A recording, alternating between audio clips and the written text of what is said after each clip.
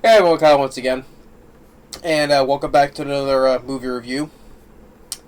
And like I said, and this has been a while though, but like I said, just taking a break from movie reviews because I had to take time, to watch the stuff and do my movie review prepping. But so yeah, like I said, it's just the time. Just taking a temporary break from movie reviews, but I'm back in doing more movie reviews now because I have a few movie reviews lined up to do. So expect some more movie reviews, but as of right now. On today's movie review, wanted to go look back on a film that I haven't watched in a long time. I have not watched this film in forever, and I know my brother, he's a fan of this film. I enjoy this film as well. I thought it was a fun film too. I remember seeing it back when it came out back in 2003, because I remember when I remember. Walking into the theater, there was one of the posters, the advertising posters, and there it was before I saw it in the theater back in 2003.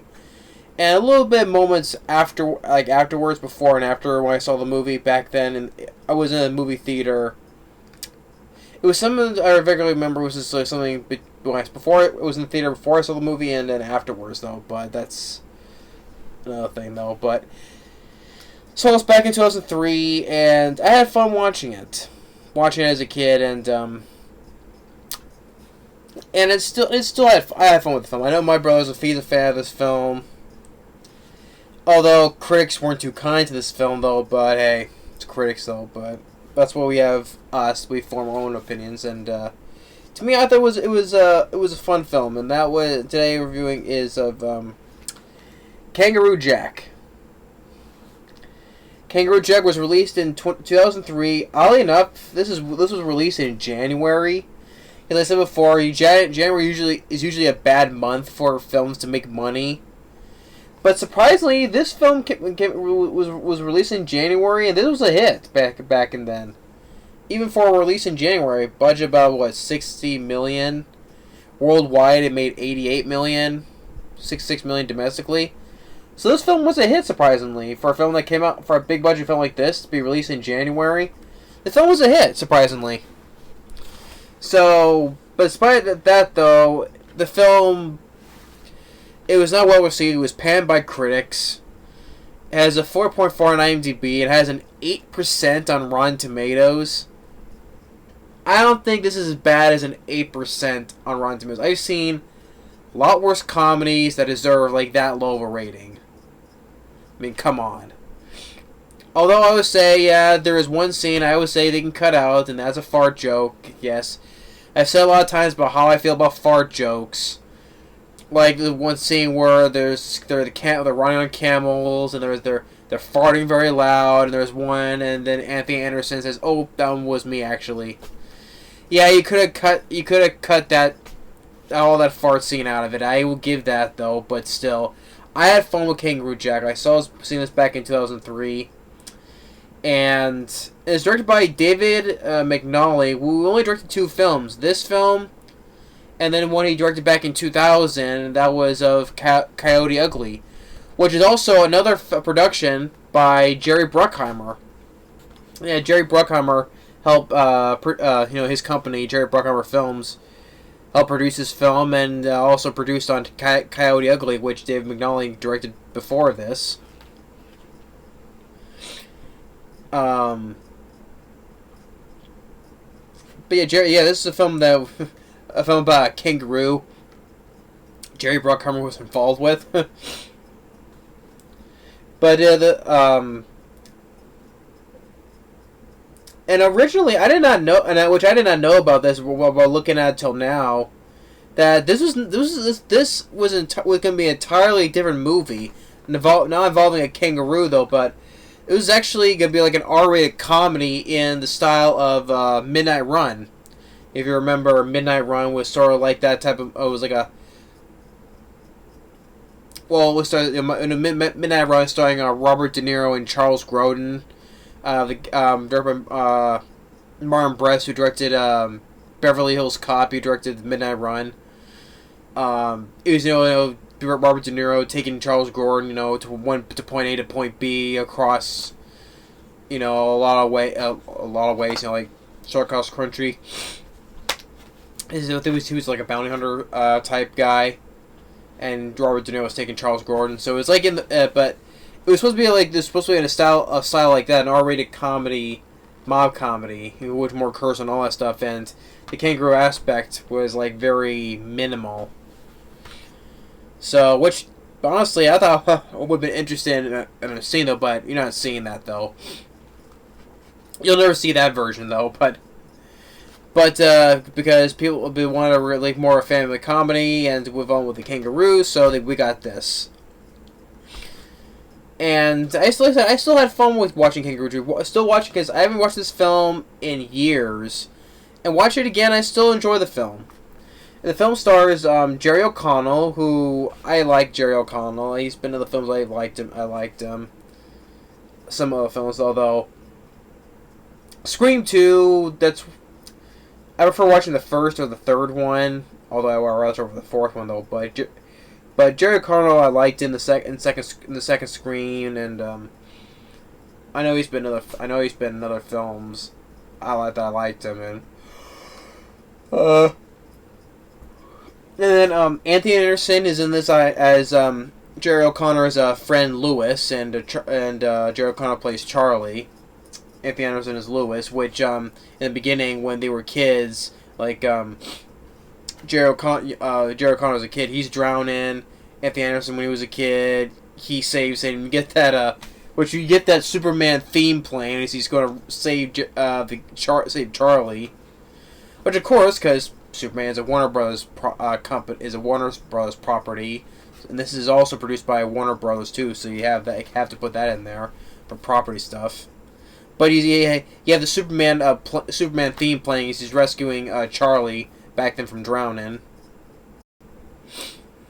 And years later, Charlie owns his little beauty shop, or barber shop, because his stepfather married his mom, and his stepfather is like an Italian mobster guy named Salvatore Maggio. It's definitely like Italian. And his stepfather is played by Christopher Walken. Which I reviewed films with him in, and I enjoy Christopher Walken as an actor. It was nice to see him in this, although he's in very little of it though. Like, you see him when Anthony Anderson and Jerry Connor are talking to him, and then you see him, like, one of the scene was, like, talking to his tape recorder to help him, like, with his speech better.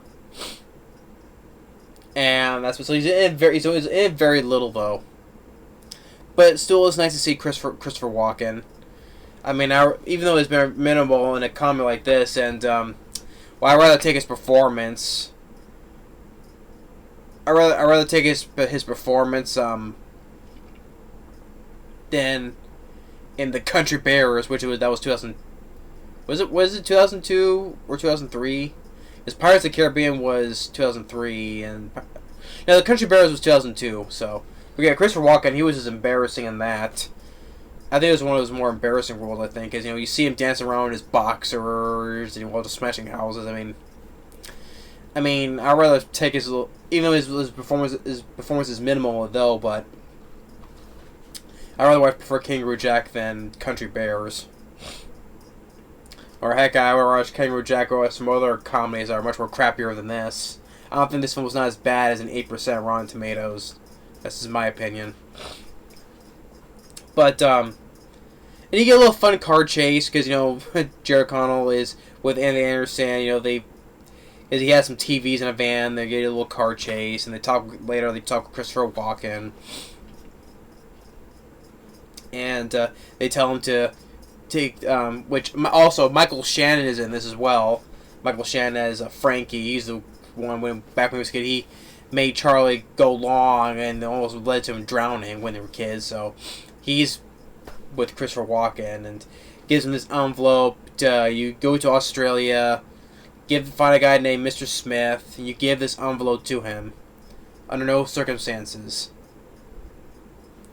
So they agreed to that, and they're on the plane, and you get a little, which my brother and I still find funny when Anthony Anderson opens the envelope and it's a bunch of money, $50,000, and him and Jerry O'Connell, they're in the bathroom, right? And you get outside the door, two other women that are listening, and they misinterpret it. It's a misunderstanding when they're listening because of course Anthony Anderson and Jerry O'Connell, they're talking about the money though, but from the women outside, they think they're talking like, listen, oh, something doesn't smell right. Oh, look at this! I haven't seen so much green in one brown package. Oh, slipped out. Here, help me scoop it up. Here, put it. No, don't. Maybe we should flush it. No, don't flush it. Put it in your pocket. Well, before that, can I at least smell it? If you get what I mean, if you watched it, you get what I mean. They think they're talking about shit in an envelope. Yeah, it's some of that type of humor though. But back then, I thought it was pretty funny. Even my brother thought it was pretty funny. So, like I said, how fart jokes are shit jokes. So, but back then, me and my brother thought that was kind of funny though. So I'm willing to put a little bit of lenience on it because the whole thing it's a misunderstanding though, and how the way they were talking about it. But yeah, but like I said, I've seen worse jokes though in other films. I've seen a lot of worse jokes. So they arrive in Australia. They're on their way, and they hit a kangaroo. Thinking it's dead. Anthony Anderson puts his lucky jacket on. And with the sunglasses, because it looks like Jackie Legs. But he's not dead, and then he kicks Jerry O'Connell, and then he just hops away. And he had a funny bit where, because Anthony Anderson, they're all both like laughing, and then Anthony Anderson's like laughing, turning to like crying. He's like, Charlie, the kangaroo's got the money. I put the money in the jacket, and the jacket on the kangaroo, and now he hopping away. So I have some fun. I have fun because I like Anthony Anderson and I like Jerry O'Connell, and plus the chemistry between the two they have. Really, the friendship they have with this film, was one of what made the film work also. But they have a lot of funny moments, and that was a funny moment too. And you get a pretty good, decent chase scene when they're in the car. They're chasing the Kangaroo Jack, and the driver do some these termite mounds, and then they're just walking. And they meet an old guy who can fly a plane, and they meet with this woman by Estella Warren. I don't hear much about this woman, Estella Warren. I think the only time I've seen her when she was in, I believe, Tim Burns' Planet of the Apes. I believe. But you get a fun little plane chase, and then of course the old guy got shot with a tranquilizer, and that's why their plane crashes, and then finally when the two Charlie and Lewis, they're walking through the desert. They see some dingoes and thinking, they think they see a mirage, a hallucination, and then when Charlie interprets Estella Warren for misleads Estella Warren for a mirage, but she's actually there, and she knocks her because he touched her the wrong way.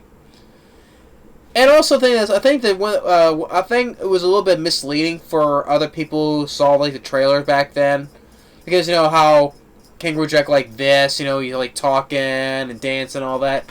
I think it was understandably misleading because it's only if that when they see him singing and dancing and talking, it's only for this one scene, which is a kind of like a nightmare sequence. Because Lewis wakes up, he sees him, he's talking, and he's like, "Oh, hi, I am Jackie Legs. I just wanted to say hello." Yeah, and they say so. It's a nightmare sequence. So, I think it was a little bit misleading when thinking that this whole thing, this is gonna be like a talking kangaroo movie, but that's only for that one scene. So that's an understandable argument right there.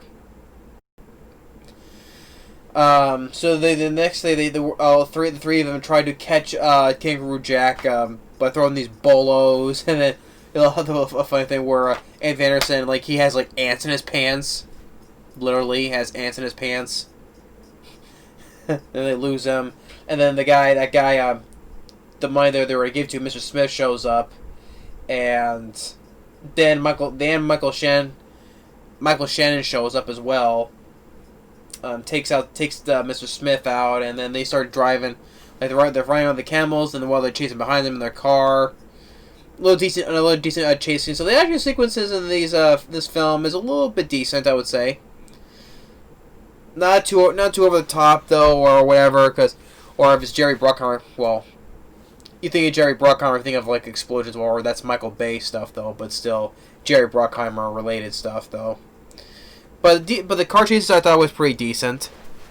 Or the action scenes in this film were pretty decent. So, and